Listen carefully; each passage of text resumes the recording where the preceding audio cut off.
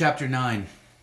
The handwritten sign taped to the screen of the out-of-date desktop in the back corner of the library read, "Super sorry, out of order," which made Dylan's heart sink with disappointment. He wanted to get online. He needed to get online. The library at home had a dozen top-of-the-line computers. Not that he needed them much. He had the one in his bedroom. But that's what you get in a small town, in a small library, he thought. He saw the clock mounted on the cinder block wall that he didn't have much time before Grandma got back. So Dylan went to the old wooden front desk to ask for help. "Excuse me?" he said. He thought he might have sounded desperate, so he cleared his throat and reminded himself to at least seem like he was calm. "Yes?" The old woman standing behind the desk looked up from a pile of books that she was stamping as returned. She looked like a grandmother should, Dylan thought. Thin, gray hair, half-moon glasses hanging from a chain around her neck. His grandma didn't look anything like that. She seemed young. She wore bright colors and pants spattered with paint. She was energetic and always humming or bopping her head to an unheard tune. "Excuse me," he repeated himself, this time in a calmer voice, "but I'm trying to do some research, and it looks like the computer is broken. Is there another one I can use?" "No, I'm sorry," she said, and Dylan felt his heart sink again. Why was he so driven to find out more about the monster bass? He wasn't sure about the reason, but he was definitely eager to dig in. "That's the only one we have, and it won't be fixed for a week or so." Dylan hung his head in disappointment. "We do, however, have the microfiche if you'd like to try that." He'd never heard this word before, and the confusion must have registered on her face. "Have you ever used a microfiche before?" Dylan shook his head no. "I guess your generation has just grown up with computers," she said. There was no judgment in her statement, but Dylan still felt a little silly for not knowing what she was talking about. "If you tell me what you're looking for, we can find the right set of records to explore. We have microfiche records for every newspaper in the state, going back to the turn of the 20th century.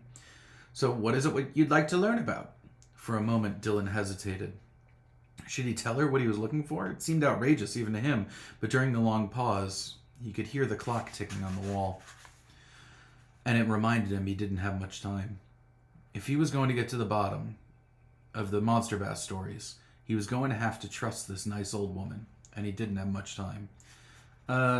He said, I'm actually looking for any information I can find about a fish." "I see," she said, not turning her head. "Perhaps we should be looking for a book, then. What species of fish are you hoping to learn about? Sharks? Perch?" Dylan's palms began to sweat. "Actually, I'm not looking for a species of fish. I'm looking for information about one specific fish."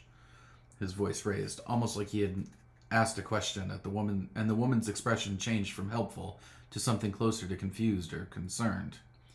"You see," he said, trying to fill an awkward pause, "it's just that my grandpa and I were out fishing, and he told me this story about this giant bass and this woman water skier." His voice trailed off as the old woman's expression changed again, this time into something Dylan saw as understanding. "I see. You're looking for the information on the red-eyed monster bass in the Lake of the Woods." Yes, ma'am," Dylan said.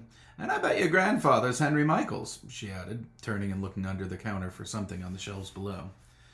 "Yes, ma'am," Dylan said, but he wondered how she could possibly know that.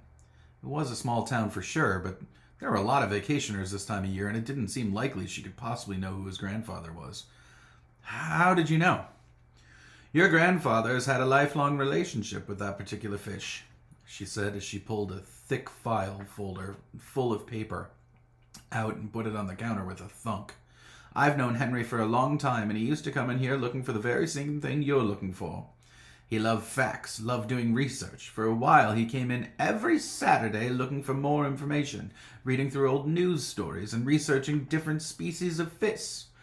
It got to the point that I became interested, and I started making copies of news stories and articles from magazines about giant fish and reports of people who had seen the monster out there in Lake of the Woods. I'd have them ready for him when he came in." She motioned to the folder on the counter. Dylan could hardly believe it. What was she saying? Did his grandfather used to be more like him? What was he looking for? Proof? Or had he been more interested in disproving the myth? "Of course, that was before his interest changed from facts to fiction and he became a famous author," she said.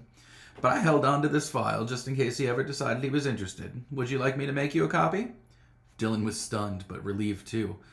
"Yes, please," he said. Then he remembered the time. "But I'm in kind of a hurry. How long will it take?" Won't take but a minute and should cost you about $88 for the copies, she said, turning to the copy machine behind the counter and loading the thick file of paper into the feeder on top. Dylan pulled a $20 bill his parents had given him for souvenirs from his pocket and placed it on the counter. He stood and waited for 5 minutes for the copies to be made. The old librarian finished and loaded the copies into a brown paper bag, then handed him his change, just as he saw Grandma pull up outside the door in the old truck. He stuffed the paper bag under his jacket and zipped it up to protect it from the rain. "Thank you very much," he said. He was a lot of things, but he always tried to be polite, especially to people who help him. "Have fun reading, Dylan," she said as he stepped out of the door. "I hope you find what you're looking for." "Thank you," he said as he closed the door behind him. He hadn't even noticed that she'd used his name, and wouldn't realize until later that he had never given it to her. He would think about all that later. First, he had a lot of reading to do.